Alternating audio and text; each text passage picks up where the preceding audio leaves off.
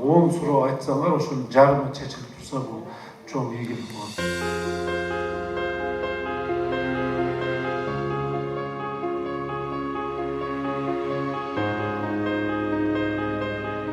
İşçilik atat. Oş şarının sınıftanağız. Barakelde. İyilik kalayız. Benim sıvım bunday. Mağu Sulayman Tağı bütkül dünyanın naslediyanın tizmesinde turar. UNESCO'nun uçakında turar.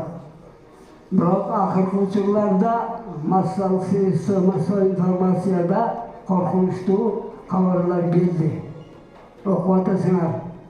Sulayman Tağı'nın bütkül dünyanın naslediyanın tizmesinden çıkarıp taştığı korkunçlu geldi dedi.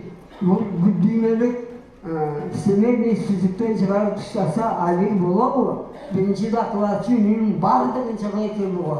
Bizim brendler. Da Allah Teala'nın hoş yergesine vergen nasibi. Şunu saktap kaldığının mümkünlük var mı? Abdan oylanıp da cevap verimizde Menden iki pakılayını uğratar. Giyimler ağırlığında sorulur. Kozgolda turgan suroo berdi da, Sulayman Tağı UNESCO'nun tizmesinden çıkarıla turgan korkunç vardı.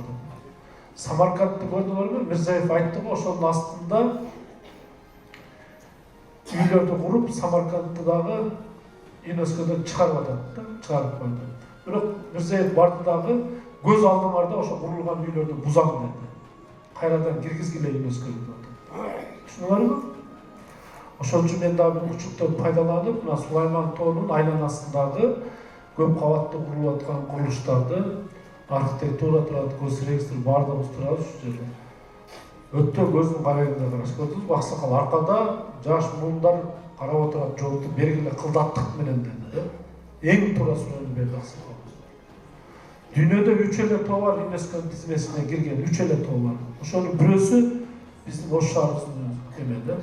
Ушунуга келебиз деп канча деген туристтер келип атат да. Анан биз бир адамдын пайдасын ойлоп, бир жеке ишке пайдасын өзүп, ушул уруксаттарды бергенге аракет кылып атабыз. Бирок Аксакал биздин позиция буга катуу турабыз да. Уруксат берилбейтине баардык службалар турат. Бирок бизге чейин баягы башталып кеткен экен, бирок бизди көрүп атасыңар да, соттошуп атабыз, урушуп атабыз да. Ошто тартип болбой калган, моюн калышыбыз керек. Бардыгы документти албай эле үйдү кура берет, кафе ресторанды курат, кийин анан барып документ жасайт да. Эгер булар документ жасабаса, соттон барып соттун чечимин чыгартат, анан келип туруп айла жок соттун чечими негизинде булар документ жасап берет да. Мындайча айтканда система бузулган экен. Азыр системаны өзгөрткөнгө аракет кылып атабыз. Түшүнүңүзбү? Бир эле ЮНЕСКОнун айланасында үйлөр эмес, жалпы мыйзамсыз курулган курулуштар боюнча аябай оор болуп атат, бирок ошого карабай белди бекем биз күрөшөбүз. Катуу турабыз. Мына дагы айтайын, кече эменде Керметовдо дагы айттым. Төлөкөн 13-тө мен өзүм алгам турат, алгам биринчи этажда жашайт экен, астында кичинекей гараждарды коюп, биринчи бир тууган агаман баштадым. Западныйда ошол атам менен бир туугандын Москвада иштеген агам ошол жерде. Магазинде камоктор бар экен, ыйлап чыркырап келди, бирок биринчи агаман баштадым да. Түшүнүңүз да, бизде ошол катуу турабыз, эл колдоп атат. Менин биздин жеке ишкерлерге көп мүмкүнчүлүктөр, жакшы иштер яратып берип атасыз. Мага ыраазымыз, рахмат. Bana öbüründe Kırgızistan kabine köşesi bilen yangi kanalizasyon açmaktanız çünkü 550 milyon akçe ajratip verdiğiniz çok rahmet. Şu köşeni bu da görüşlerine gazetelere 200 metre geriye özün asfaltı yasa vereyim. Özün reçlerinde özün çöpleginde. Suyu Sözün ortada göz karanlık olup koyuşunu sizden sorarlar. Daha bir soranış var. Sizge salam köp elin namından bana şekilde bazar üstü şekilde degen meşik var. Şu meşikte aksakalları, 30-40 aksakalları bana götürüp benim namından salam razı çekip bildirip koyunuz. Çok rahmet köşelerim de akbar olup kaldı degen sözler sizden bizge yaşlıları ayıttırdı. Hava koyun. Rahmet. Qaysi ko'chani asfaltlab bereyim deysiz 800 metr? Tabii köşesi. Davud'da. Tabii ki. Rahmat Allah razı olsun. 200 metr жерді мен өзім асфальттап берейін деп 200 метрдің деле bir 2 миллионға жақын ақша болады да мында 200 метр деген менен алдағы ақша. Рахмат ушундай аларыбыз көбөйсүн. Көп түкүрсөк көл болот деп. Рахмат. Мен айтып атам ишкерлерге менин чөндөм акча бербегиле. Мага чай куюп бербегиле. Элге жардам бергиле. Колуңан келсе. Колуңан келбей жаңы ишкана ачам дегендерди биз эки колдоп берели. Кредит алам, ишти баштайм десем, салыктан бошотуп азыр атайын мыйзамдар менен. Биз жардам берели. Туурабы? Мына кредит алганда. Бутуна тургандар кичине колдон келишинче мына жарлык негизинде жардам бериш керек да. Шаардык мэриянын баардыгына мүмкүнчүлүк жок турганда, өнүккөн мамлекеттерде деле Турция мына азыр Турциянын 3-4 поколениясы келип Турцияны оңдоду. Алар да бизге окшоп кыйналган, экономикасы түшкөн. Бүт Европаны каптап кетишкен, туурабы? Азыр мына келип Турцияны оңдоду. Рахмат, азыр биздин учубуз кур эместин. Азыр ишкерлер сыртта жүрүп келген балдар аябай жакшы келип жардам берип атат. Азыркы завод, фабрикаларды ачканда ошто шаардык балдар. Кемирки балдар келип 2 километр, 1 километр жолдорду асфальттап берип атат. Эми бардыгын аттарын айтпайм. Жылдын жыйынтыгы менен мен чоң ошол ишкерлерди чакырып, бир пела чайын берип, колдон келген грамотаны берип, эл астында мына телевидениеге чакырып рахматымды айтам. Бардыгын тисмелеп атабыз. Мына көп кабаттуу үй салгандар бар экен. Алланын ырашчылыгы атат. Мага бербегиле, үйүндө отурган инвалидтерге бергиле деп азыр үйлөрдү топтоп атабыз. Көп салган үйлөрдү азыр топтоп койдук. Инвалидтер чыркырап турат. Үйү жок. Ошолорго бергиле Алланын ырашчылыгы. Бир ишкерлер чыгып атат азыр жер бергиле. Ошо инвалидтерге мен үй салып берейин деп атат. Көп кабаттуу үй салып мына азыр 700ге жакын инвалид үй жок отурат да. Рахмат, аз кече мен тапшырып жер тапкыла срочный. Ошолорго берели, үй салып берели деп атат. Мен ушунчалык сүйүнүп атам. Азыр жаш балдарыбыз иштей турган ишкерлерибиз аябай көбөйдү да. Анан мындай майда чүйдөнү кемирки колунда бар ишкерлер айттырбай өздөрү жасай берсе, Алла билсин биринчи очун. Пенде эмес, Алла билсин. Туурабы? Анан биргеликте рахматымды айтабыз, аксакалдар дуа берет. Бардыгын эле бюджеттен кылтып берсек, бюджет мына сиздердин акчаңыздан, Бул менин акчам эмес. Ошон үчүн бюджетти дагы баягындай бир чекеден жакшы иштеткендерибиз аракет кылышыбыз керек. Эшимиздин алдында бир 9-га 12 жерибиз бар. Ошол жерге кичинекей детский сад курдургенде жардам берсеңиздер. Биздин домда 63 бала бар. Основной эле жителдер аз эле экенбиз, көп эле квартира болуп кетти. Чоң рахмат. Детский площадка жана арак туурасында. Рахмат чоң көңүл Укус балдар ойночу жайын жазалыгына кийинки жылкыга карап көрөйлү. Бир эми мындай бир аймакка келгенден кийин 1-2 маселе чечпесек болбойт. Бирок наркы жылкы жазалыгына карап көрөйлү. Отурбу?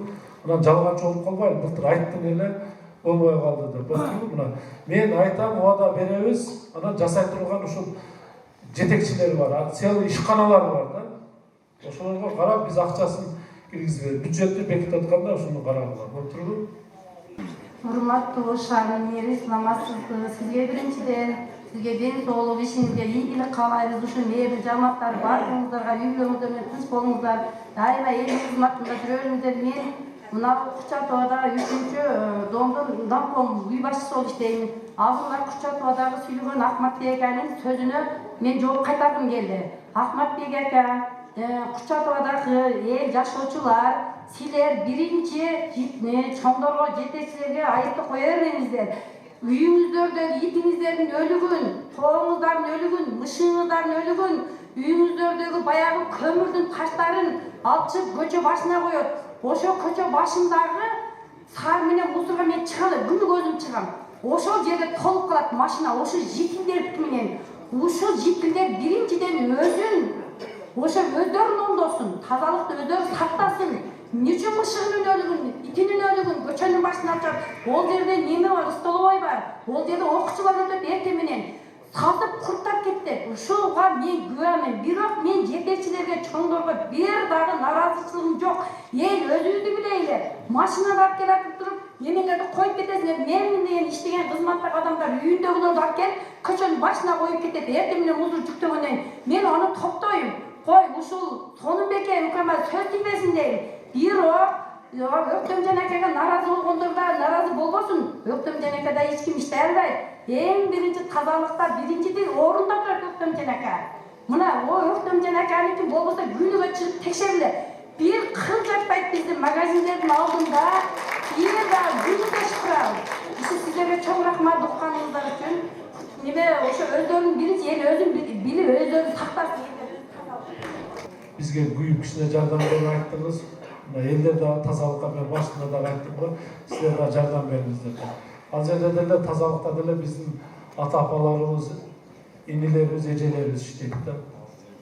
Кээде мен дагы ушул күйөөмдө таптаза шыпырып жууп кетет, аркасынан чыгып туруп бөлчектин үйүндөгү түнү менен чогулткан мусорун ошол тазалап кеткенден ыргытып кетишет да. Ушунчалык капа болбоңуздар, элдер жаман үйрөндүк. Анан претензияны тазалык ишканага коюп атабыз, мэрияга коюп атабыз, иш болбой атат. Бүт өзүбүздөн баштап атабыз да тазалыкты. Илгери мына аксакалдар отурасыздар, мусулмандар да айтат эле, күлдү сыртка таштабайгын, эшикке таштабайгын деп. Арыкка кирдин суусун төкпөгүн деп тарбиялайт эле биздин атамдарыбыз. Улуу келетсе орун бошотуп бер деп тарбиялайт эле. Очередте турсаң аксакал келсе бер дейт эле.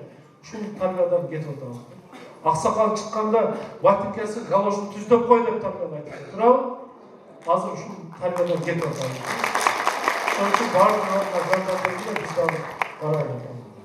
Мына биздин шаарыбыздын борборунда жайгашкан Бакыт үйү деген. Ушул жерде көбөйлүү маселе ошол Советтер Союзу учурунда курулган болсо ошол боюнча бир дагы жол оңдон элек. Кире бериш жолдору асфальттар уже көтөрүлүп, уже бузулуп, төйдөп калды. Ошол эле жерлерден жердин алдындагы трубалар жарылган, ошол суулар агып, ушундай беспорядка болот. Кирген машиналар токтогондо беспорядка коюлат. Ушул жерде бир келирге бир мүмкүнчүлүгүңүздөр болсо, планга киргизип, ушул жерде асфальттап, анан кийин машиналарды бир тартипке салып, парковка кылып, анан кийин ошол жерге келген жанагы биздин жаштарды турмушка улантып аткан кошумча келгендер, кошуп келгендер туруп турушат ошол жерде очередте. Ошонун ордуна тиги бактын арасына скамейкаларды коюп, ошол отура тургандыгын алып койсо, биздин өтүнүчүбүз. Жақсы сунуш айтты, бул мына Бакыт үйү эң жаштарыбыз келип, жакшы ой максат менен келип, буну жазып алдык, биз аракет кылайлы. Макулбу? Аксакал. Түшүндүңүзбү? Центр, ал мен да көрүп жүрөм, ушул жерде бир оңдоп коюш керек. Мен Мададобор көчөсүнүн көчө башчысынын машиналар көрсүн. Бизде канализация чүнүктүү болду, асфальтта чүнүктүү болду, бизге ошо жарык керек болуп атат. Анан Ленин көчөсүнө бир аялдама керек болуп атат. Жарыктын керектиги себеби сайдын боюнда бир качкан копкордун бардыгы барат. Мен өз көзүм менен бир кыз ошол ажыратып калдым, жарык керек экен. Сайдын боюна барат, биздин көчө менен өтөт, эми асфальттар чүнүктүү. Ошого срочно жарык коюп берсеңиздер. Рахмат. Билесиңби, биздин планда барбы? Биздин планда азыр бар. Азыр Матазабор көчөдөгү коюп берет, ошо ички көчөлөргө бүт бардыгы. Макулбу? Коюп берсин. Аялдаманы ким эме Алтынбек барбы? Жазып алып, эгер керек болсо, баягы 3-чү аялдама ошол болот. Кече 2 жыл айтты, 3-чүсү ушул жерде каралып туруп. Аялдама эме алат эже, балдар барып көрөт, азыр бизде мүмкүнчүлүк бар, жасап берели. Макулбу? Базардагы стоянканы эми базарга жетпейт да, буну дагы колго алайлы. Эми негизгиси биз базарды сыртка алып чыкпайынча бул маселе оор маселе болуп атат да.